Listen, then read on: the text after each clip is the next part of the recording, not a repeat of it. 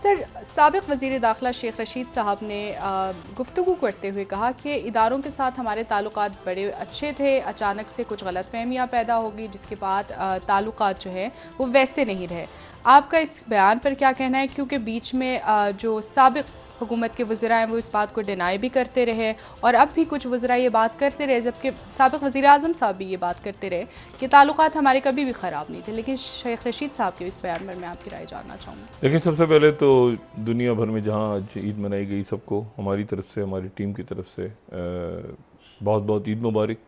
और चांद रात नज़र आई, चांद रात ही है आज यकीनन, तो अल्लाह ताला खैरियत से आज की रात और ईद और बाकी रोज़ भी गुजारे। सबको हमारी तरफ से दिली मुबारकबाद। इबादतें अल्लाह ताला कबूल फरमाए। जी। जो लोग हम में नहीं हैं, अल्लाह ताला उनके दर्जात बुलंद फरमाए। आमीन। अच्छा, इसमें ज़रा शेख रशीद साहब पे और इमरान खान पे तो आते हैं ना बाद में।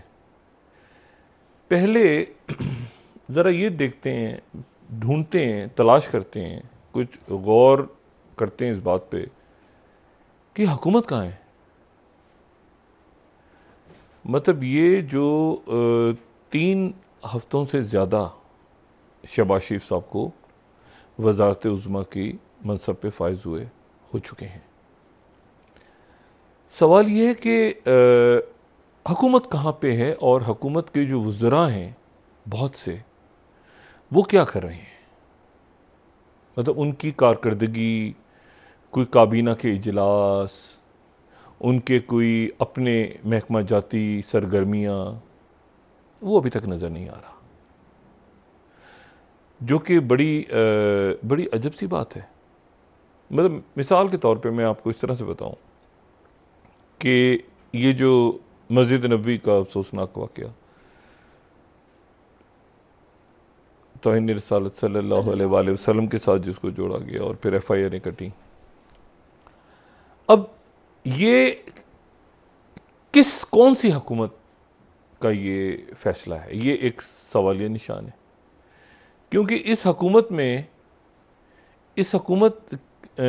यानी मिसाल के तौर पे जैसे राना सनाउल्लाह साहब वज़ीर दाखिला हमारे मोहतरम, उन्होंने एक बात की, यह शहबाज शरीफ साहब ने इस पर ज़रा खामोशी इख्तियार की बतौर वज़ीर आज़म। लेकिन ये जो तौहीन रिसालत सल्लल्लाहु अलैहि वसल्लम के पर्चे कटे, जिसके ऊपर आज इस्लामाबाद हाई कोर्ट बैठी जी। और इस्लामाबाद हाई कोर्ट से रिलीफ मिली तहरीक इंसाफ को। जी। लेकिन सवाल यह है कि जो मौक़िफ़ तौहीन रिसालत या ब्लास्फेमी लॉज के हवाले से, अच्छा फिर ह्यूमन राइट्स कमीशन का भी एक वो आ गया बयान, उन्होंने भी इसकी मज़म्मत की। और इसमें हुकूमती जो इत्तेहादी हैं उनका तो वो मौक़िफ़ नहीं है जो हुकूमत का है। अच्छा, हुकूमत किसकी है, ये एक सवाल है कि हुकूमत तो है वज़ीर आज़म और काबीना, तो क्या ब्लास्फेमी के ऊपर जो राना सनाउल्लाह साहब के ख्यालात हमारे सामने आए हैं, क्या वही ख्यालात बिलावल भुट्टो जरदारी साहब के भी हैं? बिल्कुल एक सवाल है। या वो ख्यालात जो हैं वो मुत्तहिदा कौमी मूवमेंट के भी हैं? या वो ख्यालात जो हैं वो अवामी नेशनल पार्टी जो कि हुकूमत का हिस्सा नहीं है, सपोर्ट कर रही है, लेकिन क्या उनके हैं?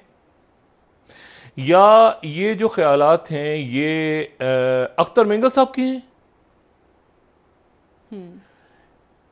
या ये जो ख्यालात हैं ये महमूद अचकज़ई साहब के हैं ब्लास्फेमी के हवाले से और तौहीन? नहीं।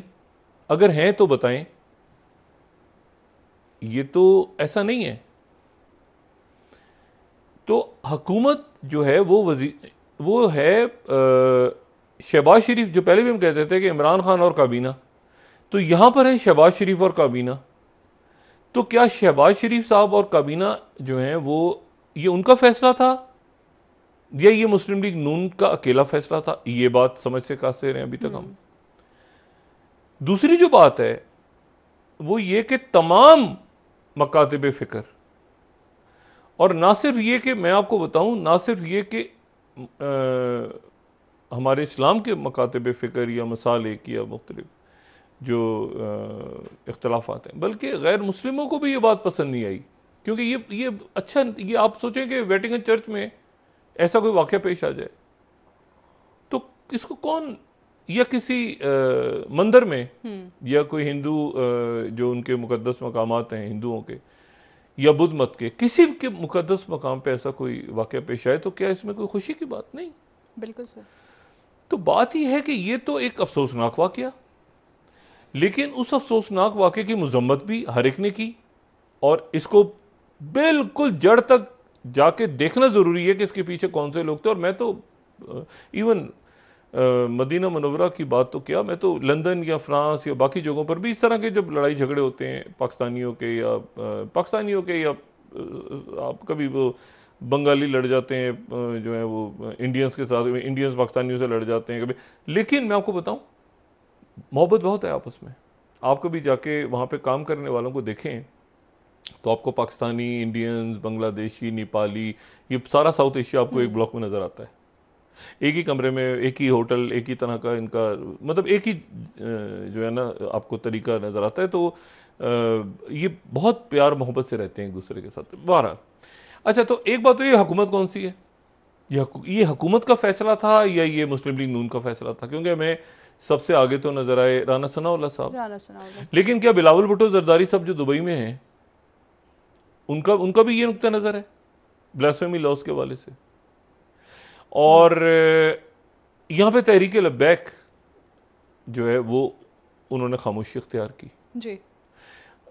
अब सलमान तासीर गवर्नर पंजाब, उनका वाकया सबके जहनों में जो वाकया पेश आया था। तहरीक लब्बैक कैसे बनी? तहरीक लब्बैक का वजूद कैसे, देखें हर पार्टी में ये बात करता हूं, मुख्तलिफ तहरीकें होती हैं, मुख्तलिफ पार्टियां। वो एक है Pakistan People's party. Pakistan People's party एक मुबशिर हसन साहब के घर पे चंद पढ़े लिखे लोग, मजदूर, किसान, कोई माहिर माशिया, वो बैठे, उन्होंने मंशूर तरतीब दिया, एक पार्टी बनी, अवाम को भी अपील कर रहे थे बाहर, लेकिन कुछ एक तरीके का कुछ बातें ऐसी होती हैं जो रद्द-ए-अमल के तौर पे सामने आती हैं। तहरीक लब्बैक रद्द-ए-अमल के तौर पे सामने आई, ठीक है, जब वो मुमताज कादरी जो है उनको फांसी दी गई। अच्छा, अब इशू ये है कि वो एक पीपल्स पार्टी के दौर में हुआ, दूसरा मुस्लिम लीग नून के दौर में हुआ और पीटीआई के दौर में वो खंदकें वगैरह खुद ही जो भी कुछ हुआ। तो इशू ये उन्होंने खामोशी इख्तियार की, रजिस्टर्ड पार्टी और बहुत बड़े तादाद में उनके वोटर्स और सपोर्टर्स हैं, ये बात ज़हन में रखें, और पूरे मुल्क में है। अच्छा, तो उन्होंने तो इस मरहले पे जरा, हाँ, इस पे दुख हर एक को है, इस पे हर एक को दुख भी है, अफसोस भी है, क्या हुआ क्या नहीं। वो कह रहे हैं उन्होंने किया, वो कह रहे हैं हमने नहीं किया, लेकिन दुख इस पे जो इसको डिफेंड कर रहा है ना, वो अपने मुंह पे खुद कालक मल रहा है। ये ऐसा बदकिस्मत वाकया है, अफसोसनाक वाकया है जो नहीं होना चाहिए था। सवाल यह है कि हुकूमत, फिर उस पर आ जाते हैं, हुकूमत कहां है? मतलब ये जो फैसले हैं, देखिए नवाज शरीफ साहब ने वापस आना था। मैं पहले दिन से कह रहा हूं कि नवाज शरीफ साहब इस पिट स्यापे की फेवर में नहीं थे।